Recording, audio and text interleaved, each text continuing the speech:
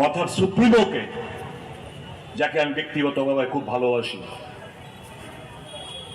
এই রয়্যাল প্যালেসকে কংগ্রেস সবসময় শ্রদ্ধা জানিয়ে এসছে, আজও জানায়। আমাদের শ্রদ্ধা ভালোবাসা ওঠো এই পরিবারের প্রেক্ষিতে। তাই তো এই পরিবারকে, রাজাকে এখানে এমপি বানিয়েছিল কংগ্রেস, মহারানীকে এমপি বানিয়েছিল কংগ্রেস, প্রদ্যুৎ কিশোর দেববর্মা মাণিক্য বাহাদুরকে প্রদেশ কংগ্রেস সভাপতি বানিয়েছিল সর্বভারতীয় কংগ্রেস, প্রদ্যুৎ কিশোর মাণিক্য বাহাদুরকে অল ইন্ডিয়া কংগ্রেস কমিটির সেক্রেটারি বানিয়েছিল কংগ্রেস।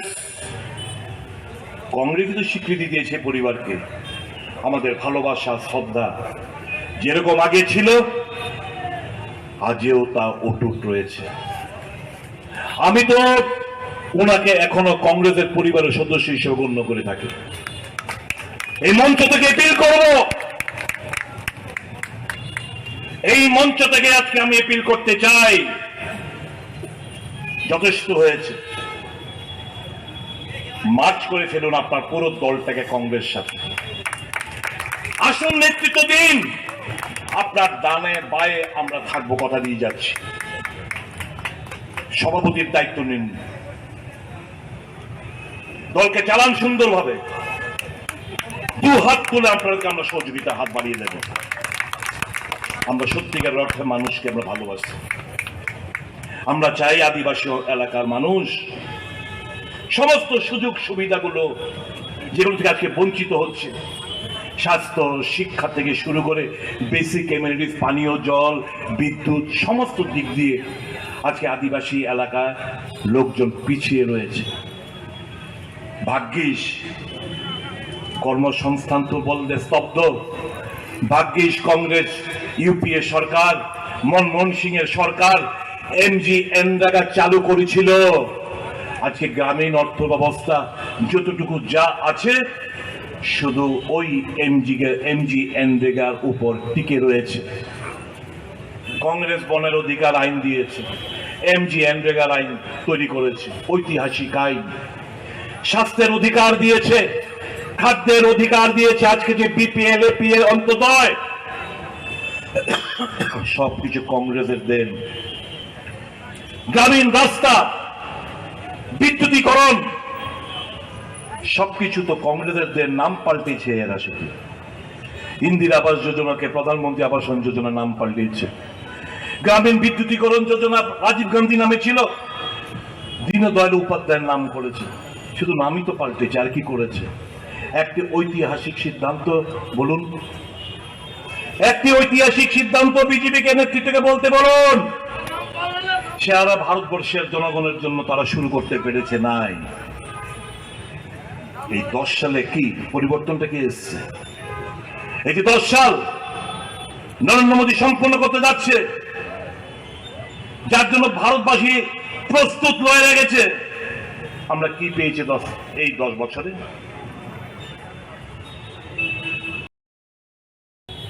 বিভিন্ন রাজনৈতিক দল, বিশেষ করে যারা আদিবাসী বেসড, তারা এতকাল আদিবাসী বন্ধুদের গুমরাও করেছে। নানা ধরনের স্লোগান, নানা ধরনের ডিমান্ড, জানে এটা কোনোদিন সম্ভবপর না। তারপর এই ডিমান্ডগুলো উত্থাপন করার উদ্দেশ্য হচ্ছে আপনাদের ভাবাবেগকে কাজে লাগানো। ভাবাবেগকে কাজে লাগিয়ে ভোটে আসন তো কিছু জয়লাভ করেছে ঠিকই, কিন্তু পপুলার যে ম্যান্ডেটটা, এই পপুলার ম্যান্ডেটের অপমৃত্যু ঘটিয়েছে।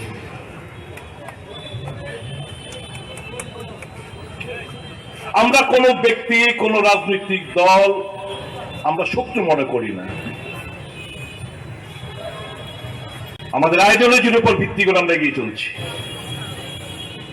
আপনারা যারা এসছেন, স্বতঃস্ফূর্তভাবে আপনারা এখানে এসছেন কংগ্রেস দলে যোগদান করার উদ্দেশ্য নিয়ে। কাউকে আমরা চাপ সৃষ্টি করিনি। আপনারা জানেন কংগ্রেসের হাতে ক্ষমতা নেই, না এডিসিতে, না বিধানসভায়, না কেন্দ্রে। তারপর আপনারা এসছেন কেন? লাখ টাকার প্রশ্ন এই জায়গায় এসছেন কারণ এর আগে দেখেছেন 1 ডজন আঞ্চলিক দলের আবির্ভাব ঘটেছিল এই রাজ্যে। বিভিন্ন রাজনৈতিক দল যারা ক্ষমতাসীন ছিল এবং আছে, তারা সত্যিকারের অর্থে আদিবাসীদের প্রকৃত বন্ধু না। লড়াই, একের বিরুদ্ধে একে লড়াই, রাজনৈতিক সন্ত্রাস, ধর্মের নামে লড়াই, সাব ট্রাইবের মধ্যে লড়াই করার জন্য এরা ষড়যন্ত্র করছে।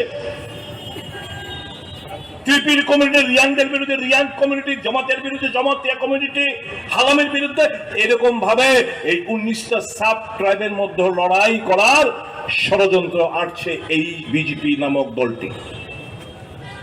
সাবধান বন্ধুরা, কংগ্রেস দলের ভিশন এবং আমাদের ডিমান্ড পরিষ্কার, অবাস্তব কোন আমাদের ডিমান্ড নেই। কি ডিমান্ড? যেটা কংগ্রেস শুরু করে গেছিল 14 সালে ক্ষমতাচ্যুত হওয়ার জন্য, সেই স্বপ্নটা বাস্তবায়িত করতে পারেনি রাজ্যের আদিবাসী অঞ্চলের মানুষদের। কি? 125তম সংবিধান সংশোধন, 125th অ্যামেন্ডমেন্ট বিল, এটা পার্লামেন্টে পাস করার জন্য যে সমস্ত নেতৃবৃন্দরা, বিশেষ করে যারা ইদানিংকালে কেন্দ্রীয় সরকারের সঙ্গে যোগাযোগ রেখে চলছে, তাদের দাবি দেওয়াকে সামনে রেখে আমি আপনাদের উদ্দেশ্যে কিছু কথা বলতে চাই। এটা আপনাদের দোষ না। আপনাদের দাবি ডাইরেক্ট ফান্ডিং এর দাবি, একদম কারেক্ট, আমরা সমর্থন করি। আমাদের দাবির মধ্যে রয়েছে ডাইরেক্ট ফান্ডিং এর দাবি। কিন্তু এই যে ত্রিপুরা সরকার যেই কনস্টিটিউশন অ্যামেন্ডমেন্ট বিলের জন্য যে কেন্দ্রীয় সরকার যে প্রস্তাব পাঠিয়েছিল এবং রাজ্য সরকারের যে মতামত, সেই মতামতের ভিত্তিতে কোথাও ডাইরেক্ট ফান্ডিং এর উল্লেখ নেই। এখানে আর্টিকেল 280 কথা বলা হয়েছে। 280 কথা বলে এখানে সিএ একটা আরেকটা ক্লজ অ্যাড করা হয়েছে। দিল্লিতে বসবে পার্লামেন্ট, এই দাবি দেওয়া নিয়ে আমরা দিল্লি আদিবাসী ভাই বন্ধুদের নিয়ে আমরা দিল্লি ধর্নায় বসবো, যন্তর মন্তরে। আমি অনুরোধ করব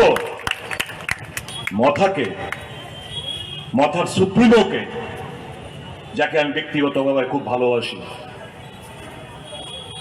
এই রয়্যাল প্যালেসকে কংগ্রেস সবসময় শ্রদ্ধা জানিয়ে এসছে, আজও জানায়। আমাদের শ্রদ্ধা ভালোবাসা ওঠো এই পরিবারের প্রেক্ষিতে।